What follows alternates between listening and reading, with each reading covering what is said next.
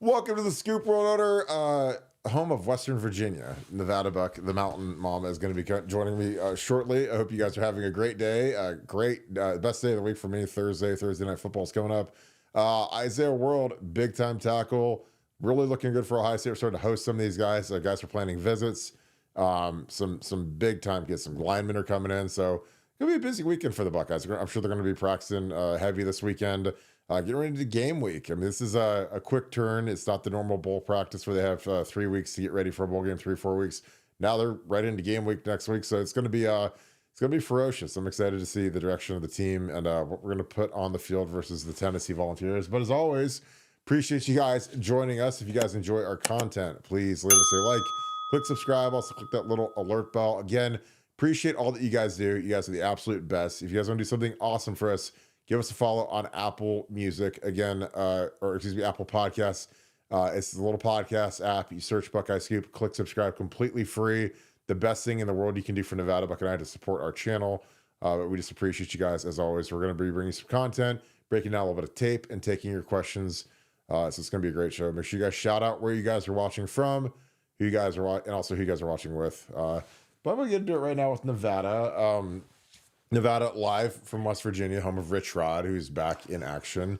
Nevada, are you claiming victory over the John Denver song? Again, we have all kinds of weird moments on this podcast, but last night when we had a super chat that said that it's actually West Virginia as opposed to the state West Virginia. It was like the west part of the state of Virginia. Bizarre, funny, but it was an entire thread on the message board and a great inside joke. Nevada, how are you feeling today? Rocky Mountain High, West Virginia, Mountain Mama. Yeah, I've been singing that song all day. I've been the song in the back of it. You know, you get like a song caught in your head, and it's been in my head all day. So I'm not gonna lie. It's like West Virginia, Mountain Mama. I'm gonna I change my love name it. to Western Virginia Buck. That's what I'm gonna change my name to. Hey, we gotta Yeah, get that URL. I think that'd be a good. We gotta get that domain or name for sure. or Mountain Mama Buck. Mountain Mama Buck. Yeah. I like that one too. That's pretty good. What So Isaiah World is a guy. He's on the map. 6'8", 310 pounds. A kid, another 3-star kid, developing at Nevada. Played left tackle there. Good looking player. I mean, he's given up 3 or 4 sacks a year. So I mean, that's okay. But again, not on a great team. But he's a guy that I think would be a good asset. He's from San Diego, so we could maybe strike again with the Jimmy Simmons thing. Get another kid from the West Coast to come in and play left tackle for us. But I like him. I mean, 6'8" is very easy to like when you're looking at a long arm tackle. But there's a lot of really good offensive linemen in the portal because, again, there's a lot of these guys that want to better their situations for themselves, their families, and nothing against Nevada, but obviously they're not on the level of an SEC score or Ohio State in terms of training, nutrition. Josh Simmons is going to be, I think Josh Simmons could end up being one of the greatest recruits in school history because he is literally the prototype that I would sell if I was Justin Fry, Ryan Day, Chip Kelly, Mark Bantoni, to these kids that are leaving a small school where, again, he was starting early, 17 penalties his last year as a starter, kind of all over the place, but had a lot of natural talent. And he comes here, gets with Mickey Marotti, gets trained up by Justin Fry, and he's going to leave here as a first-round pick after literally 2 years. He's going to leave a year on the shelf, and he already declared for the NFL draft. So, again, I don't know if there's a better case in all of college football for offensive linemen, specifically tackles, than that, where you say, look, this kid left San Diego State, late roundish type pick, mid roundish type pick. A lot of people weren't really excited about him. And, 2 years later, he's going to be a first round pick. What are your thoughts on that, Nevada? Well, the same guy that was telling me, I mean, when Jimmy Simmons got committed to Ohio State, it was met with a collective yawn, and I didn't really know much about him, and went to a guy that's kind of all things San Diego football, and he was like, no, good player, athletic, maybe they can get something out of him. He didn't think he'd turn out to be as good as he did, but he's the guy that's saying to me that Isaiah Will's coming to Ohio State, and not just coming to visit, coming to play. So he would know. So that's kind of got my antenna up, because the word out of San Diego is they think he's going to go to the Buckeyes, and it's good that you mentioned the Josh Simmons experience and the Josh Simmons thing, because he was anything but a surefire NFL player coming out of San Diego State his freshman year. Like you said, he led the nation, I believe, in procedure penalties. Was a really raw prospect even after his freshman year, and he's a legitimate NFL prospect now. And whether he's a third round guy, whether he's a second round guy, before the injury, maybe he's potentially a first round guy. So I think that certainly speaks to these portal linemen, because as good as NIL is, and there's all these kids are going to get paid some money, but the big money, no matter who you are, and especially if you're a lineman, is making it to the NFL. Make the NFL, play your 6 years, your 8 years, your 10 years, your 12 years, whatever it is. That's where you get paid, as a lineman, and that's all about getting developed, training against the best, training with the best, training by the best, and get yourself ready for the NFL. Because as you know, when you get there, that's a man's game, and you better be 100% ready when you take the field. But yeah, my San Diego guy, same guy who told me that Jimmy Simmons was going to be a good player, saying Isaiah's coming to Ohio State. So we'll see. We'll see him. They're certainly going to be shooting their shot. A lot of people are saying that he's leaning heavily to Ohio State for whatever reason. We've got Josh Thompson, the big tackle from Northwestern. I think he's coming in this weekend as well. I keep hearing from within the Ohio State circles, specifically the NIL folks, that Ohio State's targeting 3 guys in the portal. So we'll see. Yeah. If you got Josh Thompson and you got Isaiah World, that would be a heck of a start to answering any of your questions you had about your offensive line for 2025. Not saying they're going to get both those guys. Not saying you're going to get either one, because in the NIL world, you just don't know. Things could change. Phil Knight could come in, the shoe dog could come in and say, "I'll make you your own shoe, and it'll be size 27, and we'll go out here." So you never say never, but I think Ohio State has gone into the portal hard. Certainly going into it early. Making Justin Fry has clearly gotten the directive from Ryan Day that he's got to do work in the portal. They didn't get work done, from a recruiting standpoint, from a number standpoint, and freshmen weren't going to help Ohio State in 2025 anyway. They have to do it in the portal. They're being super aggressive, and hopefully these will be the first 2 dominoes to fall. Yeah, and I mean, I think let me click in here and see if I got the film cranking right now. But he's a good looking mover. I mean, it's funny. I found a highlight tape, not of him, but of them playing Boise. Because when you watch this, you want to watch them against as good of a team as you can find. But here he is. I mean, for 6'8", man, this guy's switched up. Again, the length and the teaching. Again, this isn't a bad block, because this is a little RPO-ish type action where it's a bubble. And again, with this, like, he doesn't know this, but like when this guy's this far off, I mean, you're throwing this bubble all day. That's like free money. You whip that out there. I mean, if this guy gets a block, which he does, like with JJ and our guys, but like I said, just like you can get a lot off of just initial movement here. You see him get out of his stance. He gets into a nice set. He's square. Yeah, like pay this kid. I think this kid's got good potential. 6'8".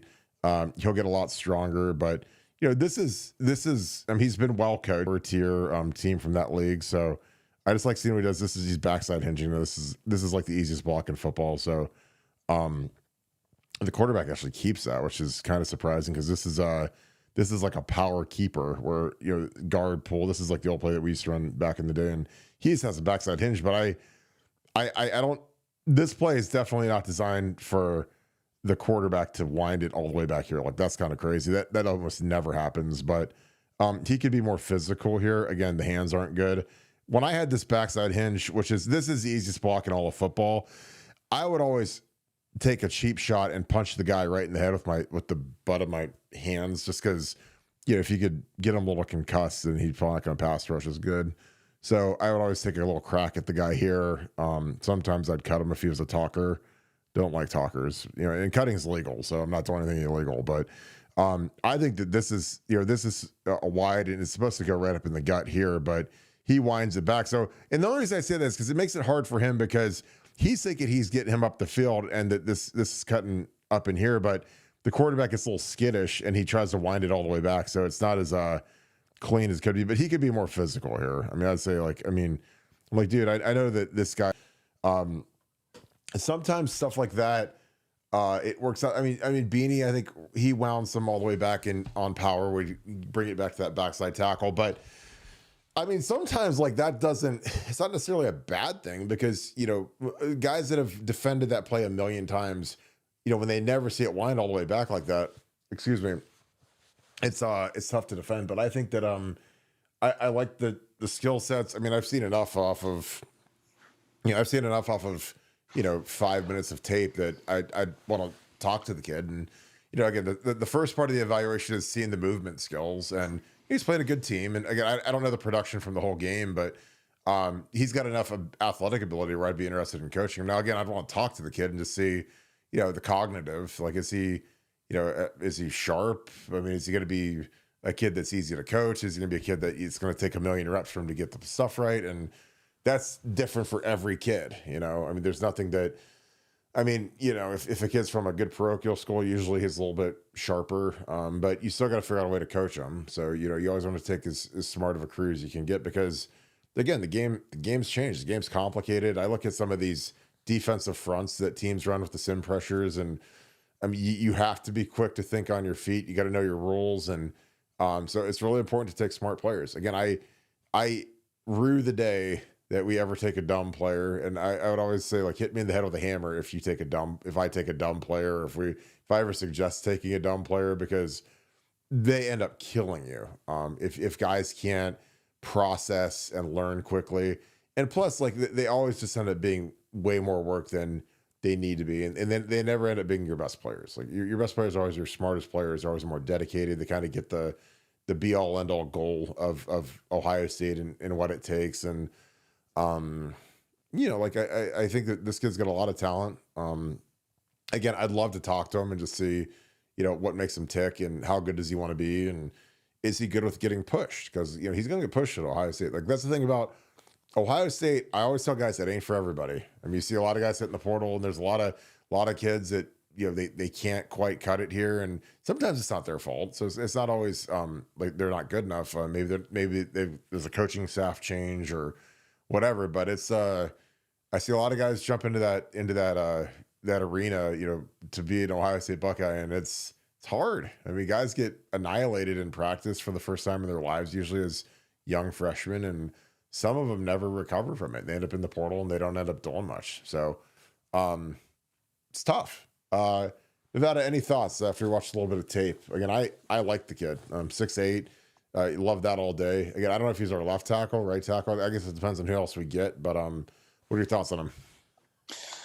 Yeah, no, it's funny hearing you talk about intellect because people always like to talk about measurables and arm width and hand size and bench press but intellect, that's the only way you get that is when they're here. And some guys, Ohio State will figure out they're a good mix. They're the right kind of guy that you want to put in, and other guys just aren't. And so I think that's why getting these guys on campus, get them so you can talk to them, you can kind of analyze what kind of people they are. I think it's vital, and I think it's vitally important to do that earlier than later in the process, because I think as crazy as NIL is right now, and as crazy as the transfer portal is, I think you've got to kind of shoot your shot. You've got to go for the close and try to get a commitment, get a kid locked in, and get this stuff done. Because I think the longer it goes and the longer these things play out, I think the less and less chances are for Ohio State to have a successful outcome. So I think Ohio State's going for some quick closes on these guys. You saw that one kid from Ball State committed already to Cincinnati, which generally, to me, I know some people, there were some people on the board that were freaking out, and I'm like, guys, he chose Cincinnati. So, clearly that was the caliber of player that he was, is that he wasn't, like, his door wasn't being broken down by big schools, so he went to Cincinnati. So, like, and it brings up another good point. We don't want to just get anybody. I think the biggest mistake schools could make with the portal, I think worse than doing nothing in the portal, is getting guys in the portal that can't play. So, while all of our preferred outcome is find us another Caleb Downs, find us another Seth McLaughlin, find us another, Josh Simmons or Josh Jackson. I mean, like, those are the preferred outcomes. the worst possible outcome is, hey, let's go sign another Victor Cutler because we need a body and we need to say we did something in the portal and we got somebody and we did do that. I mean, that has got to be avoided at all costs. So for Ohio State, as a fan, I know we want to see numbers. We want to, let's get 3, let's get 7, let's get 12. Man, let's get the right guys. I don't care if it's 1, 2, 3, 4, whatever. Let's get the right guys. And to Ohio State's credit, they've done a heck of a job. I mean, you look at on their All-American teams, you've got Seth McLaughlin, Caleb Downs.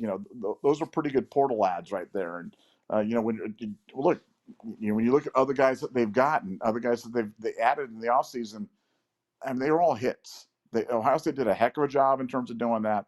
So as a fan, like I said, I think your challenge is don't just get hung up on we have to sign anybody, because you sign anybody and they can't play and you pay them money, you tick off everybody else in that room, and that's not good. That's the law of unintended consequences at work. So while we're praying for wisdom and everything else like that, we're mostly praying for, well, do you see a pass rushing defensive end right now in the portal that's a can't miss guy?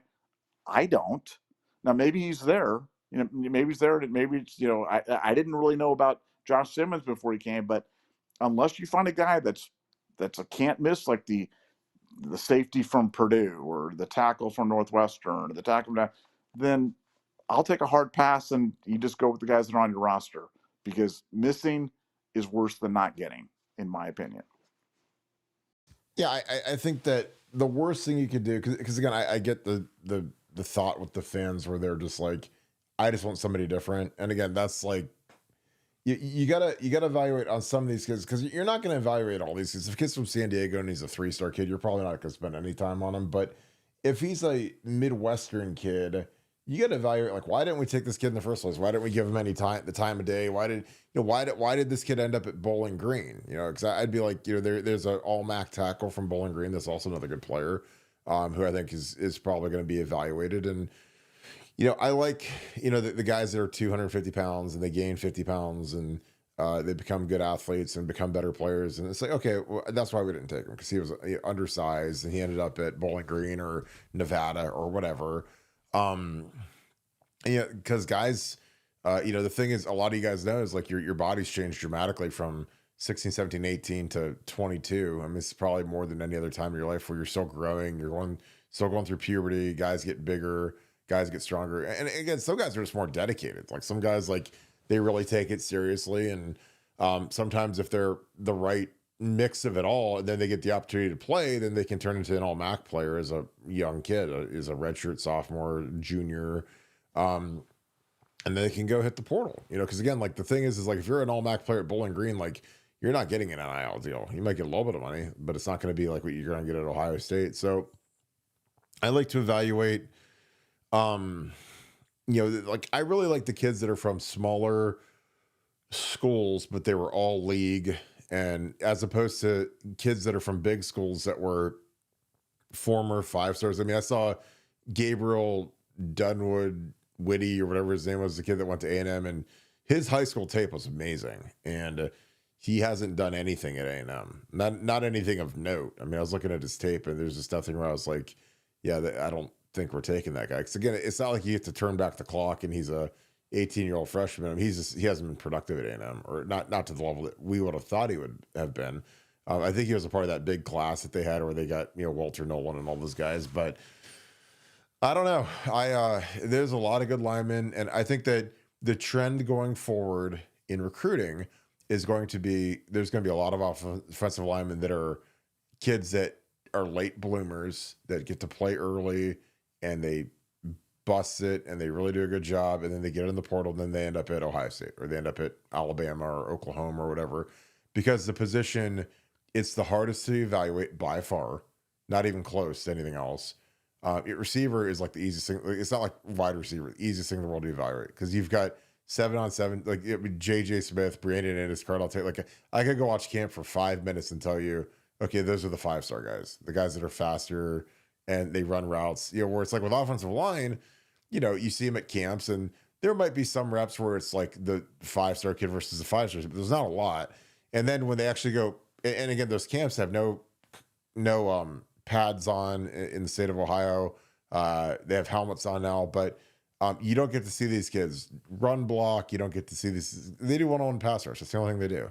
But then they go back to their high school, and if you're a really good offensive lineman, like a lot of times you're not going to see any SEC guys or Big Ten guys across from you for the whole season. So it's hard to get a true evaluation of like a good on good skill really until they get to the All-Star games when they play in what used to be the Army All-American game or the Under Armour All-American game, because then that's like the first time that they see true 5-star talents. And what always happens in those games and in those practices, the defensive linemen dominate because it's so much easier to play defensive line than it is offensive line, especially when you're not used to that speed. And that's, one of the biggest benefits if I was recruiting these kids about coming to Ohio State. I'm like, look, if you come here like in spring ball, you got to go against Caden Curry and Edric Houston and some guys that can really get after the passer, some good pass rushers, and it'll get you ready for the NFL. It'll get you ready for Saturdays.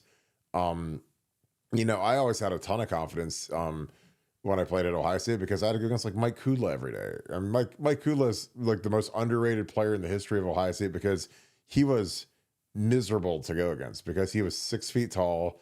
He benched 600 pounds and he could run like a 4.5 40. So, I mean, he was a leverage monster. He was strong as an ox and his motor never stopped. Like he's a guy, and God rest his soul, he passed away a few years ago. He's a guy, I was shocked that he never did anything in the National Football League because I thought he would be like he's not as short as Elvis Dumervil, the Louisville speed rusher that played for the Broncos and the Ravens, but he was kind of like that guy, and he was a great pass rusher. And then I went against Vernon and Will Smith, and that's what I tell to this kid, to Isaiah World, to be like, look, if you come here, you'll have a great strength coach, nutrition, and again, that's a big benefit from moving from a Nevada or a Bowling Green up to Ohio State. Is like you have what you need to be successful. Like Bowling Green doesn't have a nutrition program. They don't have, and I'm not knocking that, but I'm just saying there's budgetary restrictions when you're at these smaller programs. Ohio State, there's no limit to what the football team can get. They have meals every day, every type of cryotherapy and stuff that, like, frankly, I'm not jealous of anything, but I love all the recovery stuff they have. Because I was like, I would have been wearing that stuff out because I really believe that, when you take care of your body in a football season, especially these long seasons, the dividends are just insane. Because again, that was something I learned as I got older, is you got to get in that ice tub, even if it sucks. And I used to get in the ice tub every single day after practice, and it sucks. You jump in that thing, and I do it in the winter. I mean, they'd have that thing outside in the winter, freezing cold, and jump in it and sit in it up to your neck for 4 or 5 minutes or whatever, and it's terrible. But then, like later that day, like your inflammation's gone, your knees don't hurt, your hips don't hurt, you feel stiff as a board. But it's like that's they have all that stuff now. I mean, they always had ice tubs, but now they've got the cryotherapy. They've got there's like a whole suite of things that they have, which again I think that's great. And if I'm these kids coming in on official visits to check out the facility, like we've got the budget where we really take care of these kids, take care of their bodies, and with the strain of the season that these guys deal with this. I mean, they're, I could imagine like getting done with Michigan and I still have 4 more games potentially to play. I mean, my mindset is like, we gotta grind through another month. And again, I know it could end at any given night, but that's what these guys got to be ready for. Like they got to be at their absolute best when they've already played, 16 games, which is crazy, but that's the new normal in college. So, but I'm excited. Like I said, there's a lot of good players in the portal. I think that the new meta for the offensive line is to take 2 guys every single year going forward, regardless of the depth chart, because there's going to be guys that can start right off Jump Street in this deal. And again, I'm not discounting some of the guys that we have. Like I think George Fitzpatrick can play. Again, I watch his tape and I watch him. I watch Ian Moore. I watch because I'm always worried about like do we have another tackle? Because I think that the optimal thing is to take one starting tackle out of the portal and then make the other guys compete for the other spot. And again, like, Isaiah World still has to beat out George or whoever, or, the Armstrong, the one Armstrong twin is a 6'7" tackle. So you got to make all the spots competitive, but obviously if you pay this kid to play left tackle, he's going to play left tackle, but all the other guys got to go to right tackle, and it's got to be an open competition. And I think that that's the fairest thing to do. Then you find an interior guy, and then you've got Carson, you've got Tigra, you've got Austin Seyerveld. So that makes for a pretty competitive roster. And again, you need depth. I mean, I don't think there's ever been a time in my memory where we've been more ravaged on the offensive line than this year. I mean, again, in '03, we had Alex Stepanovich got hurt, and Nick Mangold was obviously excellent. He came in and played well, and then we benched Bryce Bishop after the Wisconsin game, and we put Stepanovich at right guard, put Nick in full time at center. But I can't remember the time we've had two season-ending injuries on the O line. So it's been a little snake bit, but again, nobody cares. So we got guys that need to step up and play. Nevada, any thoughts on that? We can start digging into some super chats. Well, I just have this overwhelming thought that kind of like the days of playing young linemen, or frankly playing young guys at any position, short of them being like superstars, are kind of done, because you're always going to have you know veteran, battle proven talent sitting out there in the portal. And I'm just trying to game kind of the implications of this. You know what I'm saying? Because I know it's different. I know it's not like, hey, let's recruit guys and let's put a freshman out there and let's put a redshirt freshman Burt Carton out there and he'll get better over 3 years and then turn out to be an All-American. I mean, I just wonder with the portal, how different would your journey have been at Ohio State? Would they have recruited a veteran you know what I'm saying? Like, I just wonder how patient coaches are going to be, because the pressure on these coaches to win now, obviously, as we all know, is tremendous. We live in a immediate gratification society more so than ever now. And, is investing in guys and waiting for their growth, is that still a strategy in college football, or has that gone the way of the dodo? Well, I think that like you really got to get a good evaluation on your room and your guys. I think that's like because again, the thing I'd always tell guys, like when I was working at the Woody Hayes and I was recruiting guys, is guys would ask about the depth chart and is this guy any good, and who are the tackles in front of me, and I'd be like, well, look, here's the deal. Like at Ohio State, every year that you're here, they're going to be bringing in guys behind you to take your spot, and they're going to try to get as good of players as they can, and if they can get rid of you and they can bring in someone younger who's better, then that's going to make their roster better. And so, like, I mean, when I was a redshirt freshman, we were 8-4 and we kind of stunk. Alex Boone was showing up like that spring, or I mean, he was there that spring for he couldn't graduate early for whatever reason, but he was there like by June. So like, the heat was on. Like, I mean, there was plenty of people that are like, he's going to be our starting right tackle, and you got to beat him out. And I was like, there's no way I'm losing my spot to a freshman, even though he's 6'8", even though physically he's better than me in every possible measure. He's taller, longer arms, whatever. I was like, mentally, I'll be tougher. I'll be in better shape. I'll do my thing. So it was spirited, but like, again, they played Booney mostly at left tackle his freshman year. But, when I got hurt, I mean, Alex was in there. I mean, he was the right tackle for 4 games and, started as a true freshman, which is really hard to do. But I don't know. Like, I always think that, the thing I worry about, and again, this is a real thing, is like, if you pay a kid to come here and you promise him that he's going to play, is there ever any actual competition? And at what point, if a kid isn't producing, do you have to have a real competition and pull the ripcord? Because that's something like with, I don't feel like Victor Cutler was ever a guy that they thought. I mean, I'm sure they were trying to rotate him in and try to see if he could be the starting center, and obviously he was a disaster. But if you say you get Isaiah World and you pay him, but he shows up and he's not as good as George Fitzpatrick or whoever, like, does it force you to play him because you paid him? Like, that's my thing, because it's like that's kind of how it is in the NFL with free agency. Like if a guy gets paid, he's gonna play. Like if the owner pays a guy, a ton of money to be a starting receiver, quarterback, whatever. Like they're going to play him, even if the backup's better, even if everyone hates the guy, whatever. Like, do you get some of that with the portal deals? And again, like that's something that these coaches get paid to evaluate. Like, at some point, and again, like, is this kid better than the kids we have? Because again, we never recruited this kid, and we've recruited a bunch of 4-star kids, and I don't know. Like I said, if some of these guys like George Fitzpatrick or Ian Moore were at Nevada, would they have started this year? And how would it have looked, playing against lesser competition? Minus Boise. Obviously, Boise is fantastic, but, how would it look? Because, again, nobody's watched more tackle film than I have, probably as much as Justin Fry, and evaluating the kids that we have coming back for next year with Josh Simmons taking off. And again, that's part of the kind of the double-edged sword about our development is like, these guys, I think, coming into the season didn't think Josh Simmons was going to be gone, but he's played really well and first round pick, and he's gone.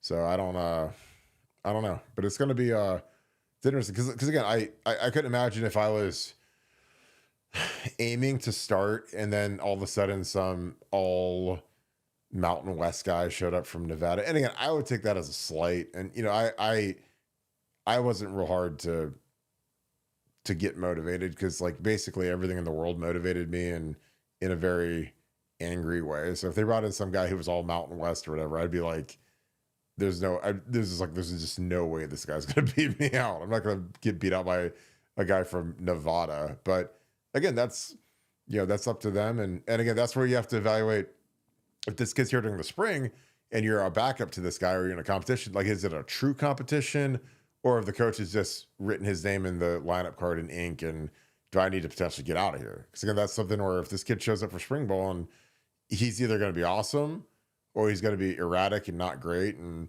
you got to figure out like what's your move if you're behind a guy who might not be better than you, but they've paid, and so he's going to have the spot. So I don't know. There's a lot of layers to this, and that's why it's fascinating. Like, I love talking about it because I've literally been the tackle shooting for the spot, shooting to be a starter and being in a competition, which I lost. I mean, I lost my competition coming out of fall camp, but I tell these guys, look, stay at it. I mean, because again, you never know when someone's going to get hurt, or in my case, like with Tim Schafer, like he just wasn't good. Like he didn't perform. And again, you guys go watch the tape, go watch the 2004 Wisconsin game, go watch the first 3 drives. And I mean, it was terrifying. The guy that he was going against, he was the best end I ever saw. And then they throw me in there like the 5th drive, man. And it was rocky road, but I was able to hang in there and not give up any sacks. But you're going against a first rounder, and I've never played more than probably 10 plays in a game, and I had to finish out the game. And it was, you got to fight it. I mean, that's the thing, is like sometimes no one's ever really ready until you're ready. So you got to get out there and go prove that you can play. And then after that, I started the rest of the games. So yeah, it's going to be fascinating. Anything else, Nevada? We can start digging into some super chats. No, just hopefully Ohio State. Let's get one on the board. Let's get a good portal ad on the board early, get some momentum going, and get some positive mojo going into Tennessee next week. Just happy that John Denver portaled West Virginia instead of he lost West Virginia for West Virginia. Mountain Mama. Mountain Mama. That I never know what I'm going to get into on the show, but that was one of the greatest things of all time. Larry Daniels, 1, thanks for the 5. Appreciate you, brother. Hope you're having a great Thursday. Thanks for being on here every night. I heard on another podcast about the possibility of college football selling controlling interests of their teams to corporations. Have you heard anything? Yeah, that is something that I think some investment firms that are billion-dollar companies are basically debating investing, also a chunk of money up front for controlling interest in teams, like the same as like buying an NFL team. And the university will get money up front. A lot of these universities are hemorrhaging money despite what people think, and they get some money up front, but then they'd have to share revenue going forward. So I don't know. Like, I mean, I'm sure people are looking for creative ways to finance, because the cost of running athletic programs with NIL has just absolutely skyrocketed in the last 10 years. So, but I don't know. I mean, could it happen? Sure. Like, is it going to happen at Ohio State? No. I mean, it's like buying the most expensive sports team in the world. But what are your thoughts, Nevada? Because we talked about this the other day, actually, offline. Yeah, I mean, interesting idea, but no, I don't think there's not going to be any traction, on something like this, because you're talking about giving up revenue streams. You're talking about giving up 51% of your broadcast. It basically like factoring a receivable. It'd be like if you're a company and you have receivables and you wanted to sell your receivables to a company that would basically pay you money up front in return for 20 years of receivables or whatever. That's how it would be with, because broadcast agreements are going to go up, and broadcast rights are going to go up for schools. And so if they've got a stream of income, $80 million a year guaranteed from their conference, that they could factor that and basically get money from that in advance. But like I said, I could only see that being attractive to like, somebody, a smaller school that was in deep trouble. I'm not even sure how that would work. Um, it certainly wouldn't work for any of the big schools. So it's not really anything, you know, to talk about. I mean, there's all sorts of ideas. Private equity firms are jumping all over, trying to come up with a different college football playoff format, a different, go forward. We've talked about the SEC Big Ten kind of super team conference type of thing, and there's one that was like, well, we'll put all 60 teams and we'll pay them this amount of money, and the big school. Here's the bottom line on all these ideas: the Big Ten and the SEC don't need anything from anybody. And so any proposal that you bring them about money or control or access or anything else like that that involves schools other than the Big Ten and the SEC is diluting the amount of money that's available to them. So these other conferences, the Big 12, the ACC, they all exist at the pleasure of the Big Ten and the SEC. And when the Big Ten and the SEC decide to kind of, just like being in bed with an elephant, when that elephant rolls over, you're going to get squashed. So it's not a matter of if, it's just a matter of when. And I think things like Alabama getting left out of the playoff for SMU is only going to accelerate stuff like this, because the SEC's looking at it and kind of going, there's no world where, Alabama and SMU could play a series and SMU would win. So, I think they're only going to put up with this so long, and eventually it's going to be two super conferences, 24 teams each, and away we go. Well, yeah, because like I think you're right. You got to have a commissioner. Like again, this is college football is the only sport in the world that doesn't have a commissioner. Where it's like, the ACC, or excuse me, the SEC and the Big Ten should have one governing ruler. And again, I don't know how that's going to work. How it's going to be a vote. If there's going to be a northerner and then a southerner, or what it is, but they need like a Roger Goodell, because again, they could fix the playoff quickly. With it, like next year, like all of these faults and these glaring issues with the playoff should be fixed. And again, with the amount of red tape that goes on with all the leagues and everything, it's probably going to take a lot longer than it should. But I think your point on it not being an SEC or Big Ten school is interesting. But again, it could happen. Like again, there are major costs that have cropped up in the last 10 years that didn't exist. Like again, like when I went to school, which is 07, and really like 2010, 2011, we didn't have we had we had 3 meals a week. Now these guys have 2 meals a day. So I mean, the Woody Hayes has got lunch served and dinner served every single day.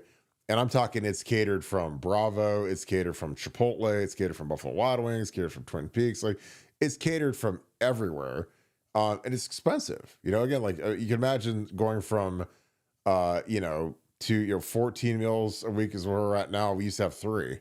So, I mean, you're up, 4 or 5X. And it's not always 2 a day, but I mean, it's pretty close to that. So, I mean, and not to mention the quality of the food is much better. So that's a crazy expense. Then you got the NIL stuff, which is like times, thousands of, millions of dollars that you have to find now that you never had to worry about. So again, it doesn't surprise me that there are some, when people need money, like some of these universities need money, there are people that have money that are thinking of, well, there's a business opportunity there to lend money, essentially, buy a portion of it, sharing the revenue, whatever. But again, it's going to be, me just to see how that shakes out, because it's going to be, if it works for somebody, because again, it can also end in a disaster too if it's not a great relationship. So, but yeah, Jeff Kogan, thank you for the 5. Appreciate you, my friend. You hammer on 77 consistently and watch him closely. He's definitely been struggling. He's a good friend. His name presents Tegra, not Tigra. I know I screwed that up. Tegra, excuse me. I apologize. Tegra. But again,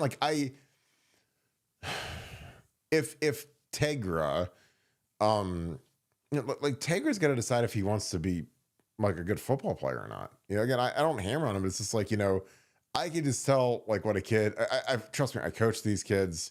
I know these kids, talked to a ton of people in the Woody Hayes, And like, if a kid doesn't want to be all in and sell out to be great, then that's hard because again, football is a game that you can't cheat. If you cheat football, if you don't play a clean game, if you don't live a tough life in the football world, it shows up and it'll show up versus Michigan. It'll show up versus Tennessee. Like, I mean, you can't cheat it. I mean, you have to put in the work. You have to put in the time. And honestly, it's not just, Urban was the best. And it was funny. I talked to him last night. He was in Vegas and it's one of those things where you have to put in the work because the guys that you're going against, Tegra is not as talented as Mason Graham, obviously from Michigan, but Mason Graham's a maniacal, crazy worker. So again, Tegra might not be able to match all of it, but he's got to at least come close. I mean, he's got to at least put in 2 days in the gym. He's got to work on his footwork. He's got to work on his cardio, his endurance, his gas tank, and so. And if you don't want to do that, then, when you have to go out in front of, 100,000 people in the horseshoe and then, 100 million people watching on TV, it's going to look like it did. And again, it's consistent. He wasn't good against Penn State. He wasn't good against Nebraska. He's tardy. So again, you guys tune into us because you want to know what's really going on, not what the fodder is or not what the vanilla, crap that I would never watch in my ears is. So that's why I tell you guys, I'm like, look, and I watch this tape and I'm like, if I put that on tape, I would never leave the facility. I'd be so obsessed with trying to get better because it'd make me sick. I'd embarrass my mom, playing like that. And again, it's up to him. He's got ability. He's got more ability than I did, but he just doesn't have any of the drive, So again, and there's a lot of these guys that got to look in the mirror and say, look, guys, like the team is worried that we're like, as an offensive line, the team is worried that we're going to be the unit that lets us down. Tennessee's defensive line is excellent. So, I mean, these guys got to figure it out or they cannot. And it's going to be a real short postseason. So, you gotta do that. And again, it's also on Chip Kelly. It's also on Ryan Day. It's on Justin Fry to not only get these guys ready, but protect them. Again, if you let 27 eat your lunch and get 3 sacks, then shame on you, Chip Kelly and Justin Fry, but especially Chip Kelly if you're calling the plays. You got to protect these guys. When they've got a first rounder, don't let him beat you. Now, this D-line is the best D-line we've seen all year. So you got to move the pocket. You got to run some nakeds. You got to run some play action passes. You got to keep them off balance. You can't just sit back there and let these guys tee up. I'm telling you, it'll be a disaster. And honestly, I wouldn't run at these guys. I'd get out on the edge a little bit. Not like Michigan. These guys have legit ends. But they've got some really good interior guys too. I mean, Michigan was completely interior focused, ends weren't great. So yeah. Nevada, your thoughts, anything to add on Tegra? And I apologize for butchering his name. Yeah, I mean, look, we generally try to skew towards positive.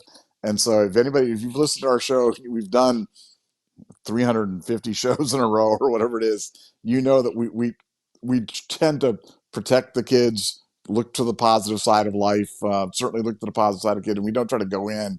So anything that Kirk says, anything that I say is definitely offered in the light of, hey, we want these kids to be better. We want everybody to be successful because we want Ohio State to be successful.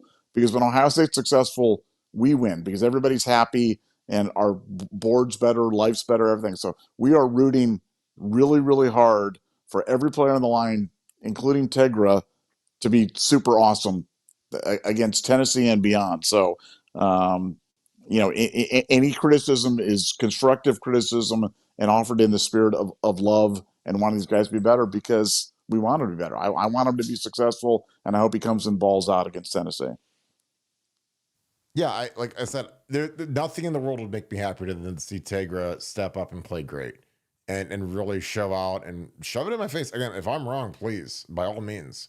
We need him. And again, like versus some of the better teams that we played that have had good interior guys like Nebraska and Michigan, like he wasn't up to par. So it's kind of now or never. I mean, again, like when Ryan Day is going to the podium and saying there will be changes on the offensive line, like that's pretty damning, because again, you don't want to go into the playoff game versus the best defensive line that we've seen saying, yeah, we're experimenting on the O-line. That's like the worst thing, especially when we're already down 2 starters. Like it'd be one thing if if we had the starting five, but like we're already down two guys. So, I mean, I don't know how much deeper you want to get into the bench, but I mean, it's again, I said weeks ago, I was like, you got to threaten people's jobs. You got to rule with fear. And again, there's nothing wrong with that. I mean, again, if there's something that'll motivate anybody, in a world of free will, I mean, you have to inspire guys. If they don't want to perform, then guess what? They get put on a performance plan. And if they don't want to do that, then guess what? Then you got to find someone else to do it.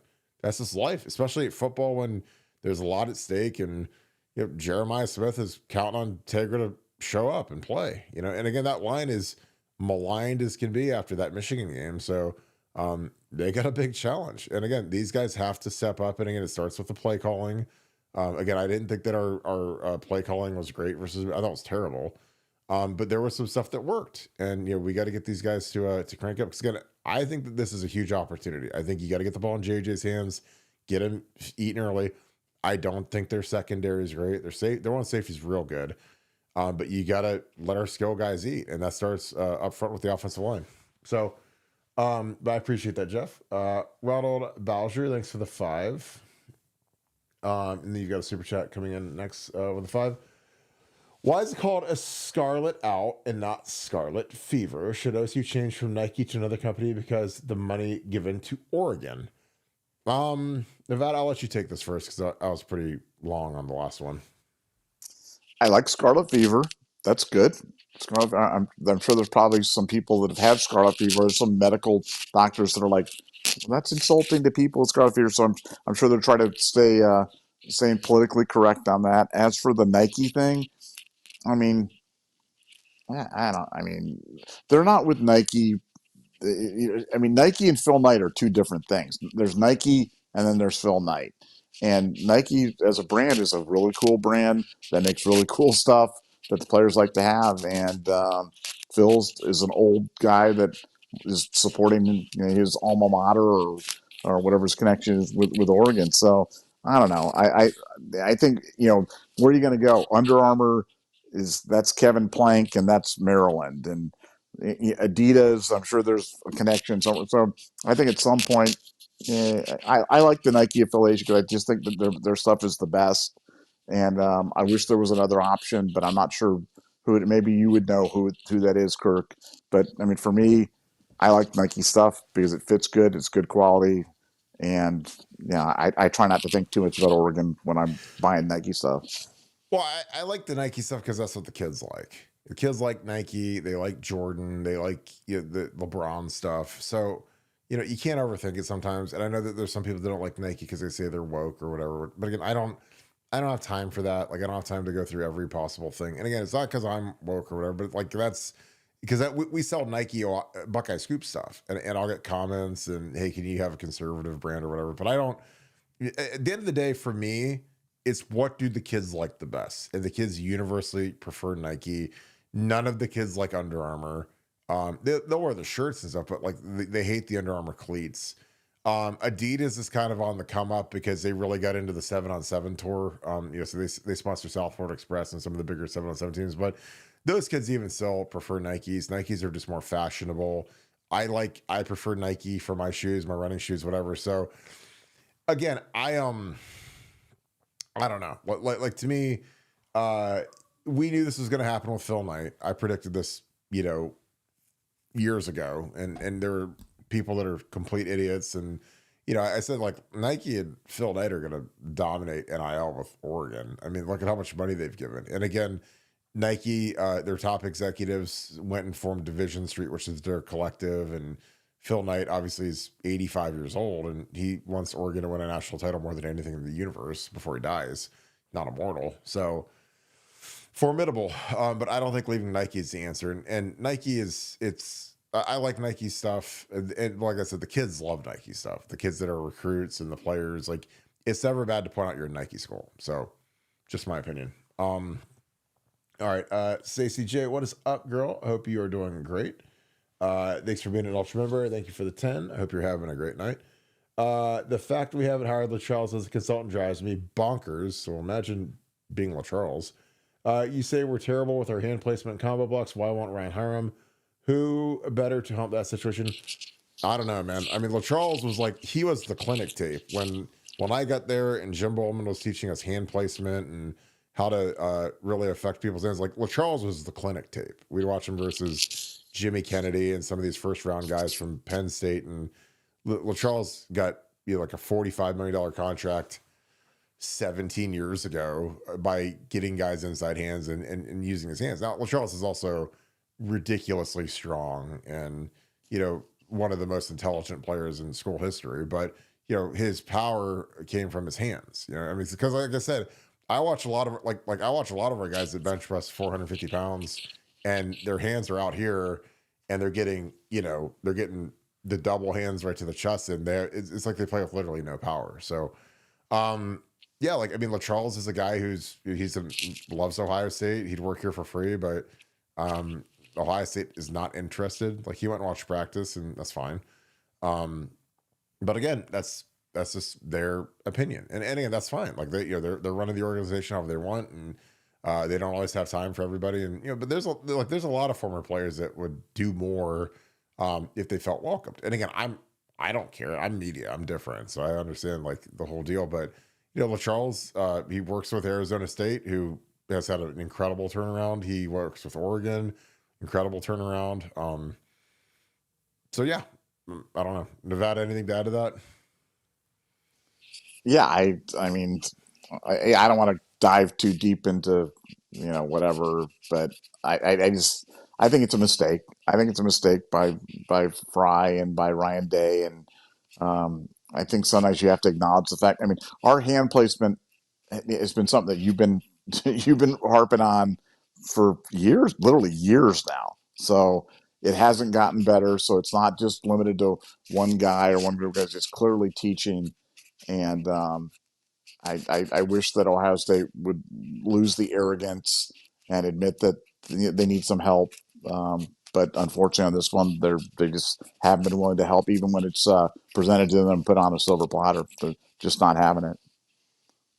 Yeah, I just think I don't know. It's just weird because I know that the thing about LaCharles is he teaches guys not just how to lift and run and hit slides. Like he teaches guys a lot of holistic offensive line stuff, like how to diet, how to study. There's a lot that these guys can learn from LaCharles. Again, he's devoted his life to offensive line play, so it's it's just I don't know, perplexing. Because again, I always like having fresh eyes on things, and LaCharles could come out and help evaluate guys and tinker with them a little bit, and I think that it'd be beneficial. Like I said, like what he did with Taylor Decker, and Taylor was a first rounder leaving Ohio State, but Taylor's had he's been in the NFL since 16, so he's had 9-year career in the league and made a ton of money and super lean, diet conscious. And again, I think that for the O-line, something I completely neglected was diet. And LaCharles gets these guys on diets, man. And he sends me some of these before and after photos of some of the guys he trains for the combine. And it's like they lose like maybe 10 pounds, but their body fat goes from 30% to 17%, which again, that doesn't sound like a lot, but it's a huge percentage on a big massive body. And he's good, man. I mean, he gets these guys on a no carb diet and gets them shredded, and they perform well and get drafted, and they get huge second deals. So I mean, for some of our young guys, some of our freshmen and stuff, I think it'd be really beneficial to get LaCharles in there. MT3 Brian, thanks for the 10. Do you guys think that Ross Bjork coming out saying that Ryan is safe no matter what happens in the playoffs will help him coach loose and be aggressive? I mean, I think so. I mean, I don't know. I just, short of Ryan leaving on his own admission, like if there's an NFL job or whatever, I don't think Ryan had any fear of losing his job just because his buyout's $35 million or 36. It's like that's a lot of money. In the era of NIL and during COVID, Ohio State athletics had to take out a loan to pay their nut. So we don't have 35 million just laying around. Like people think Ohio State's just made of cash, but that's a lot of money to pay out, especially when whatever coach we hire might not be better than Ryan. So, I mean, Ross said it again. He said it on today on a show, and I don't know. I think Ryan's just got to go coach. He's got to not be scared. And like, I think he was terrified versus Michigan, and it caused us to lose. So just cut it loose, dude. I mean, you have nothing to lose, and there is no tomorrow. So if you want to be timid and weak, then we're going to have a short postseason. But what are your thoughts, Nevada? Yeah, no, I thought it was good. I think he's certainly sending the right messages, and some people get upset when they hear people talk about process over results, but I'm a big believer in that. I'm a big believer if you're doing things the right way. It's like in gambling. If you're evaluating things the right way and you're doing things, sometimes you're going to get bad outcomes. Sometimes you're going to get a guy caught and break the orbital bone, and you're going to lose a bet that you shouldn't have lost. But overall, you stick with your process, and you're going to be fine. And I think with Ryan, I think that they like the process for the most part. Clearly he's got issues against Michigan tightening up. Got to work on that. And I think that giving him a vote of confidence, and that's something that a guy like Ryan, who's clearly fragile in that area, needs. So I don't think it can be understated how important that stuff is. So I applaud Ross Bjork for doing it. David Grant, thanks for the deuce. Appreciate you, my man. If you have a question, try to toss that in the chat. All right, I'm going to try to get this right. Harish Chinasamy, thanks for the deuce. What starting line will we roll out for the Vols? Ooh, I see. I'm gonna go chalk, and again, I wouldn't bet on this, but again, I just roll around in my head like, you could bench Tager, but man, he started 12 games, and you put Josh Padilla, and again, I'm not saying he's not a good player, but like, I mean, you're gonna have a guy make his first start in the playoffs versus the Tennessee Volunteers when you don't have to do that. I mean, you'd think we'd learn a lesson from the Matt Jones experiment last year when we put him at center and put Enoch Vamahi in at guard, and that was abject disaster. So I don't know if I'd want to live through that again.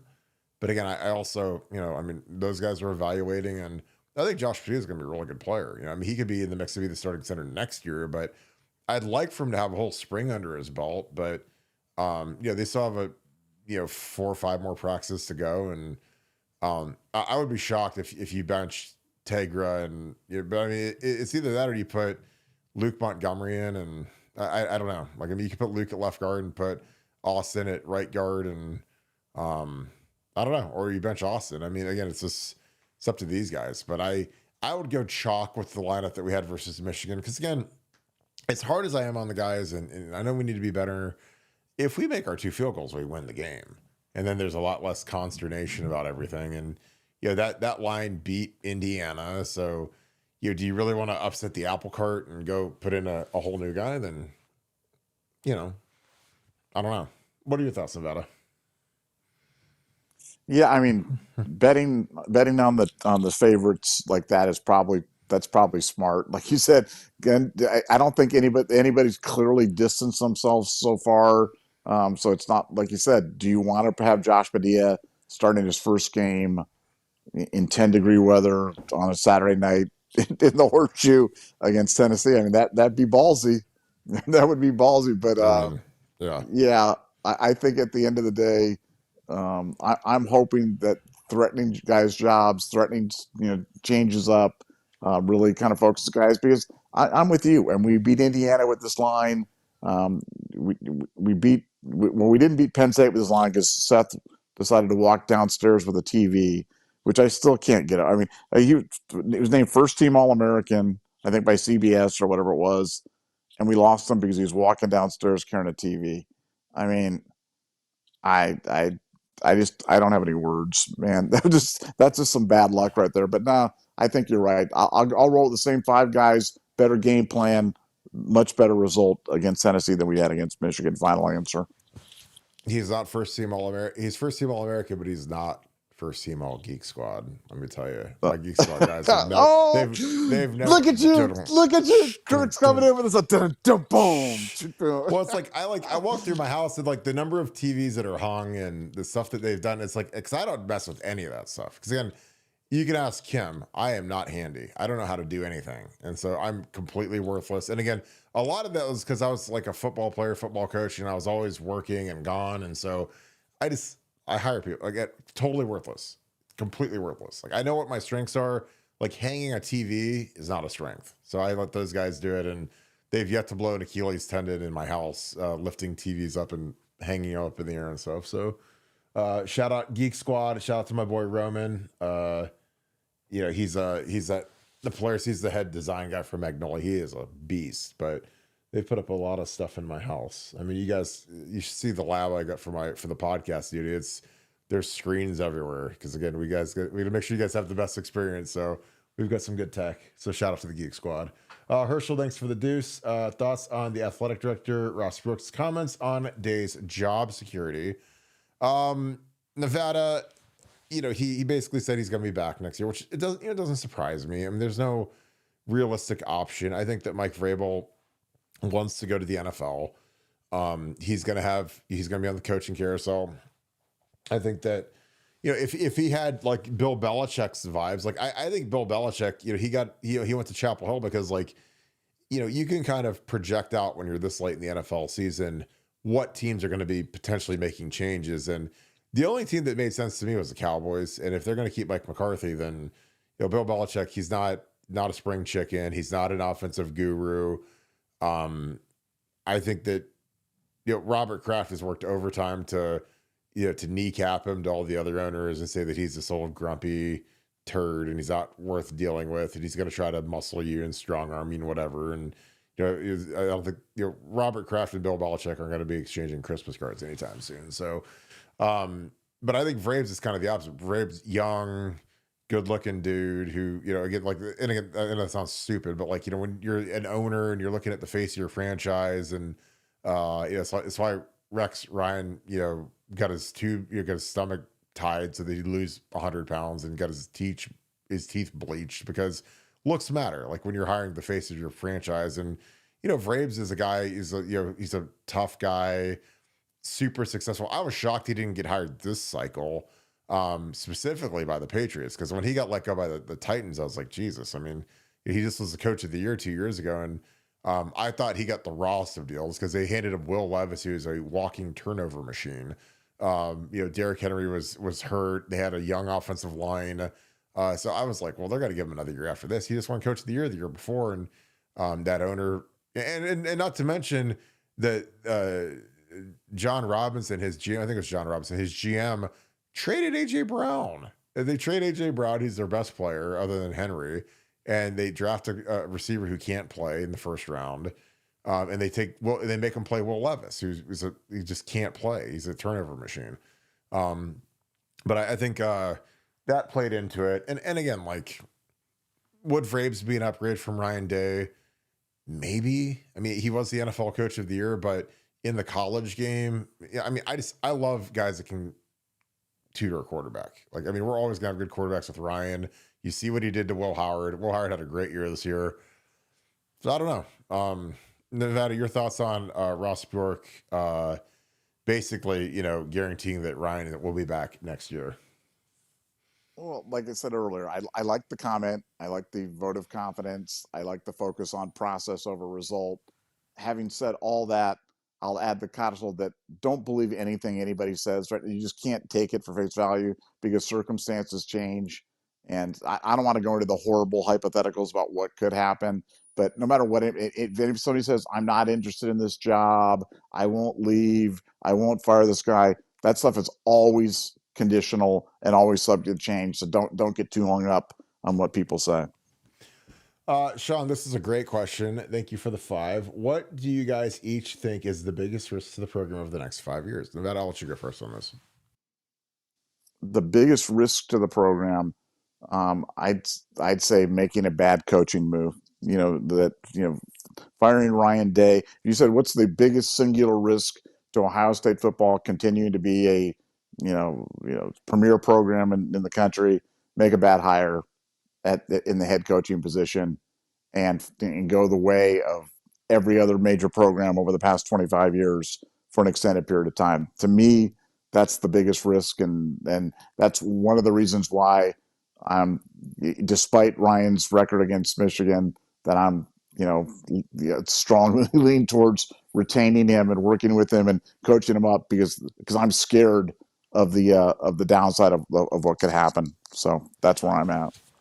I mean, I think that that's by far the biggest issue because again, everybody wants Ryan whacked and thrown to the wolves. But I mean, you look around at when coaches get fired kind of unceremoniously and what they become, and I think that, whew, I mean, it's a quick walk from the penthouse to the outhouse in college football. Again, like I always talk about the cyclical nature. It's sports, but college football is very cyclical. And Georgia never used to be great. And obviously with Mark Richt, they got rid of him, and Kirby's been a good hire. But you look at before Nick Saban got to Alabama, they were irrelevant. They lose Nick Saban. Obviously, they didn't fire him, but like they just missed the first playoffs. Like that never would have happened under Nick Saban. Like, do you fire Ryan Day and hire Vrabes, and then he does it for a few years and hates it, and then we don't have the offense that we normally would, or whatever? I don't know. That's to me the only answer is you make the wrong.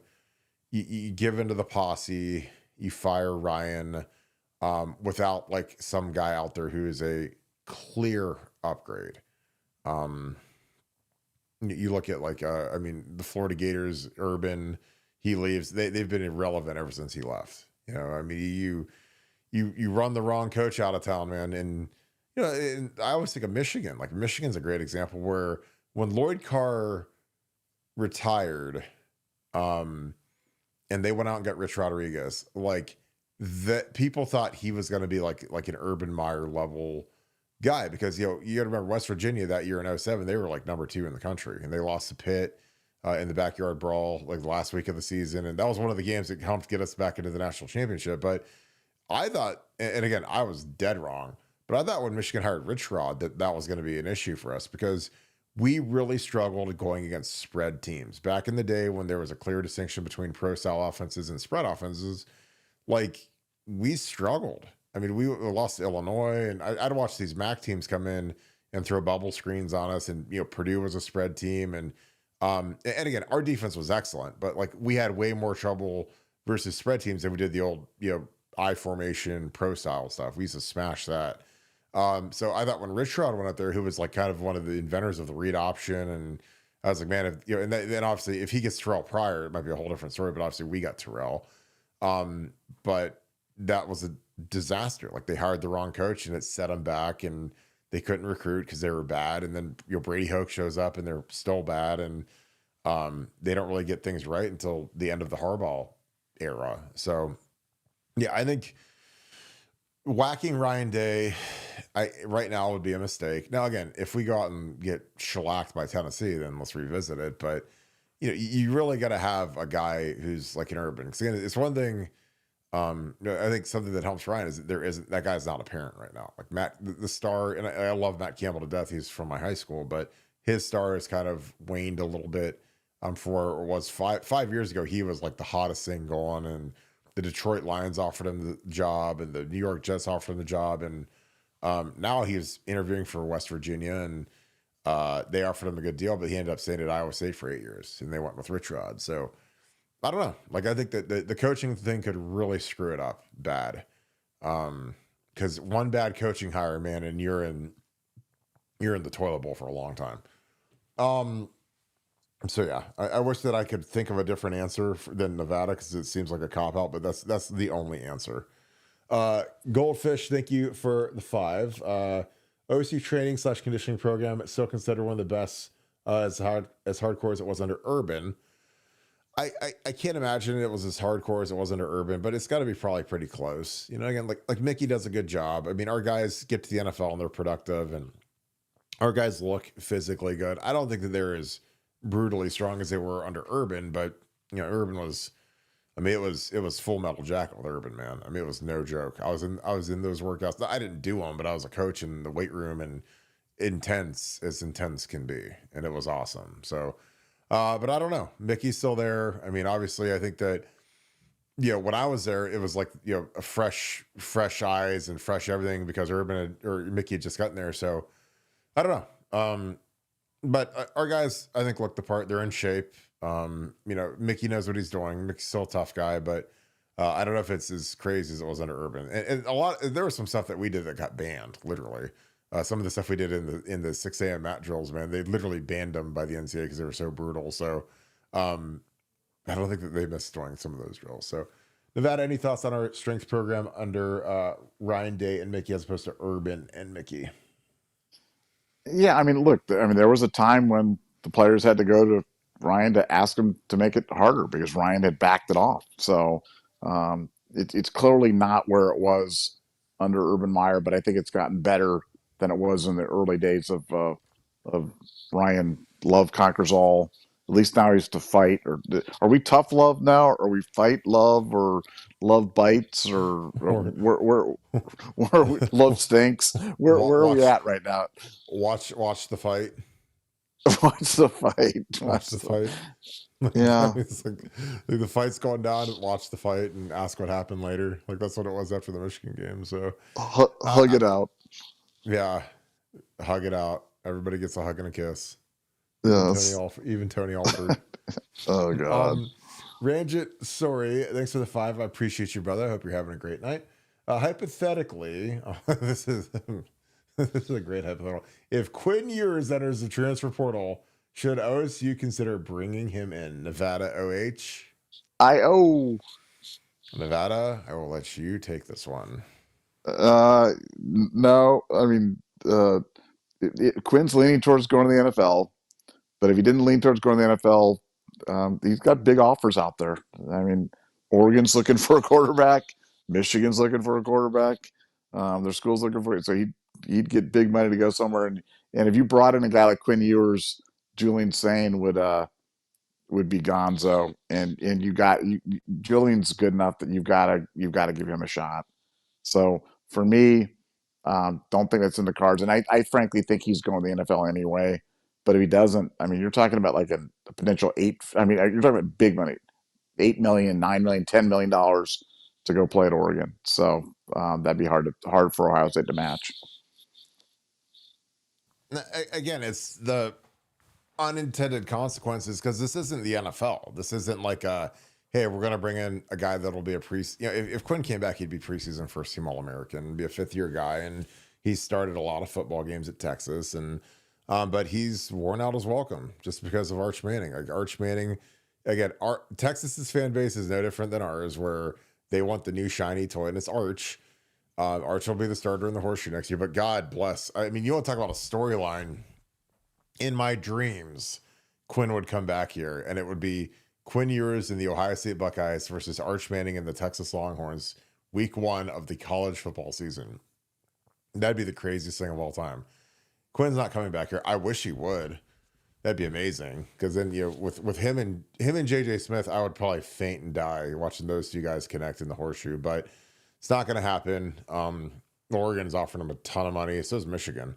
But he's going to the league. I mean, you got to get going in the NFL, and I think Quinn's in a great position to be very successful in the NFL because he's not projected to be a top of the first round type guy. Like you got Shador at the top, and again, if I'm a quarterback, man, it's kind of like if you're a horse in the horse race and you're in the Derby, you're a horse in the middle of Kentucky Derby. It's like, when you're in that NFL career, it's like that you're in that quarter turn and you're not in first place. You're not out there at the very top of the field, and you're just kind of waiting to make your move. And Quinn's a guy that he'll interview very well.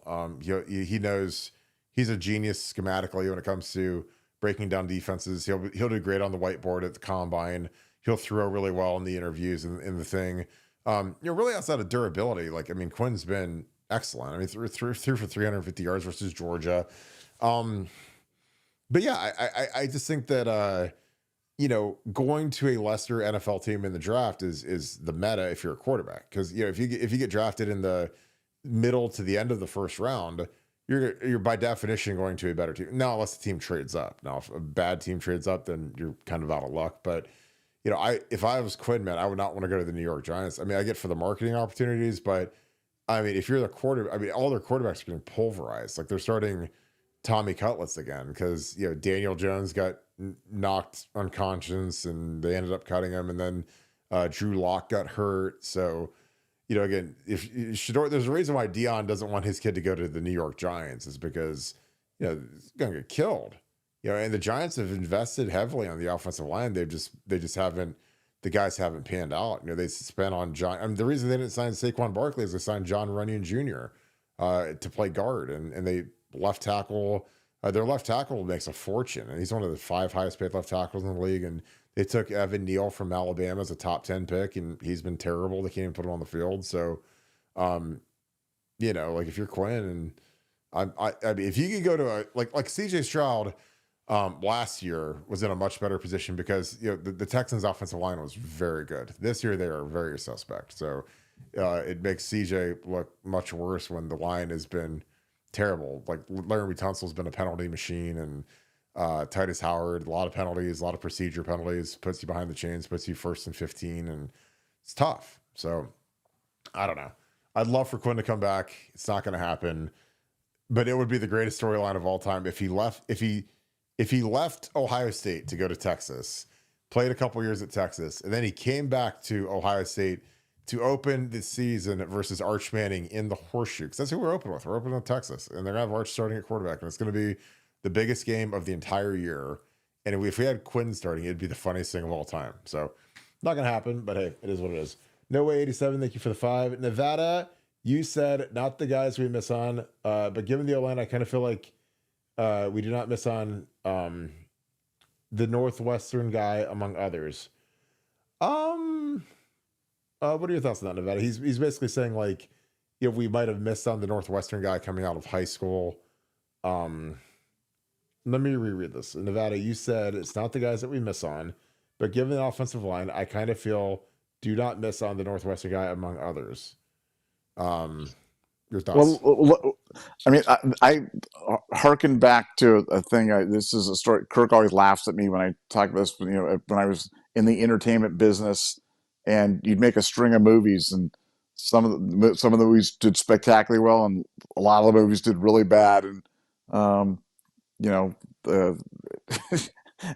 girls with at the time said, just make the hits. Just make the hits. So I kind of look at that kind of with offensive line recruiting. It's just get the guys, and it's hard. It's a development position. I mean, guys' bodies change radically. Some guys add a lot of weight. Some guys drop a lot of weight. Some guys get a lot stronger, and so it's just hard. And I think for offensive line now, with the portal, I think it's just the strategy going forward. It's got to be you recruit 3 or 4 in every year, convince them to come, and you bring in at least 2 in the portal every year and plug them in, and you just kind of take it there, because it's such a development position that it's just hard. I can't even get mad at Ohio State for missing on offensive linemen, man, because if we missed on them, then everybody missed on these guys, because it's not like they had offered some other schools. I mean, look at the offer list for these kids. Some of these kids are just late bloomers, and now I hope that's being responsive to. Is that being responsive to the question, Kirk? Do you think? I think so. I think he's saying, I kind of feel do not miss on the Northwestern guy, among others. Like I think he's trying to say like, we missed on guys coming out of high school, but now maybe to not miss on them here. Or maybe saying don't miss on them now, like don't bring in guys that can't play now, because if you miss on that would be bad. I mean, could go. I agree with that 100% for sure too. Yeah, because we talked about that earlier in the show. You can't bring in portal guys that can't play. That is the worst case scenario of all worst case scenarios. Yeah, because not like it's like and it happens in every sport where team goes out and signs free agent to huge contract. I mean, look at the Browns traded for Deshaun Watson and gave up. I mean, that's even worse than signing him. It's like you traded for him and gave up a fortune in compensation from a first round pick perspective. But you got to you pay some of these kids NIL money, and it's it can kill their motivation to be great. They can feel like they've arrived and they get a check every month and life's great. And you got to figure out what makes these guys tick. Because I mean, about it. It's like if we're doing good and everything's going great, it makes me want to put the hammer down even harder to make sure that we're staying on top of the game and razor sharp. And some kids, they get the bag and they fall off the earth. And I think that, like I said, I love the bounce back effect of these linemen, because a lot of these guys, they feel slighted when they have to go to a lesser program, and they work harder. I mean, there's some kids that, the thing about like football is there's all these different stages of like getting recruited high school to college, college to the NFL. And, like I think that there's some guys that, like, when they get that offer to Ohio State and they commit to Ohio State, it's like they've arrived and it's like a coronation. I'm like, no, it's like it's like you're in boot camp. Like, now the work starts, and you have to turn up every single day. And again, if I was the guy that was at Ohio State, I can't imagine how hard I would work to make sure that I was working my way up the pecking order, up the depth chart, gaining the trust of the coaches. Because again, like, if you want to act aloof and whatever, then they can make other plans, especially now. I mean, like I said, I would have been a psychopath. Like, I mean, I already was when I played there, but it's like, I'm not going to let anybody take my spot. You can go spend that NIL money on somebody else, or you can just pay me more money. But I'm not going to, you're not going to bring in some kid from Northwestern or Nevada to take my spot. But again, that was just my mentality. If you want to put him at right tackle, great, or left tackle. I played right tackle, but I don't know. But like I said, I love the portal because it just ensures that Ohio State's going to be excellent. All right, we have a follow up here from No 87. Again, I appreciate this. And he says, and again, thank you for the 5, my friend. Again, a great follow up on the question. He says, meaning now we need him in the world to keep the OSU standard. I think that what he's saying is that we passed on him coming out of high school, but now we need this kid in the portal to keep the O-line up to where it needs to be. So I think that this is like a way that you can kind of correct those misses and you can weed out the misses. Because that's the thing I love about the portal is, like, there's kids that aren't good enough to play at Ohio State, and you don't find that out until after they get here, or they don't have the same motivation or whatever. So you can kind of not weed those guys out, but at some point, some guys need to move along and go play at the correct level, because Ohio State misses, every school misses, Alabama misses, and Georgia misses, and you see all those schools are having. Tennessee's had a bunch of guys hit the portals today, and I don't know. I think it helps correct the roster and get the guys out that can't play and move guys in that can play, because there's a lot of guys I played with that frankly should have been pushed into the portal because they couldn't play, or they just didn't want to play. Like, there were some guys that I played with that I couldn't stand because once they got beat out, or once they didn't win a starting job, they kind of just coasted and they kind of took it easy, and it was kind of just like, they would do enough to not get in trouble. Like, they wouldn't be troublemakers, but they were just minimalists. They would do the prescribed workout and go home and collect the scholarship check and go on the bowl trip and get their bowl gift. But they never really pushed it to be great, to try to really help the team or try to make an impact or try to, make a splash. They just kind of, the last 2 years in the program, they just sit there and collect dust, and we couldn't do anything about it. Now you can get those guys out of there, which, again, that was something I loved about Urban, is Urban was cutting those heads off quick. And I was like, I told him, I was like, man, I love this. There's a lot of these guys out. Guys stand around that kill you, that's gobble up a scotch for 4 or 5 years. I mean, Ohio State does a pretty good job of weeding them out. That's why you're seeing kids come in, but you're also, I mean, how many kids will we see portal out this year? 10, 12, 15? I mean, it's going to be a lot. But every time that happens, I just think it's for the best. And, we've likened it to card playing, where if you're able to keep throwing your cards in and getting another cards dealt to you, you have a chance of having a better hand. And I think that stuff generally works out for everybody involved. Yeah, totally agree. All right, Nevada, we can wrap this thing up. A great show tonight. Any final thoughts? No, just this is a big week of practice for Ohio State. Obviously, coming into to Tennessee, and I all I keep thinking about from last night's show is they had the showtime and the last play of the world, and the ball's fumbled, and Kirk Barton picks it up in knee braces and weaves 85 yards through 22 guys for a touchdown. That's one of the greatest stories ever in Ohio State history right there, Kirk. And I want to thank you personally for sharing that with us. That's what you thought about. You're such a liar. You could have been a great running back, man. They robbed you. They robbed you of your chance to be a great running back. The whole time in my head, as soon as I pick the ball up and I have my knee braces clicking along and squeaking the whole way, all in my head, I'm like slowly running. I'm thinking, West Virginia, Mountain Mama.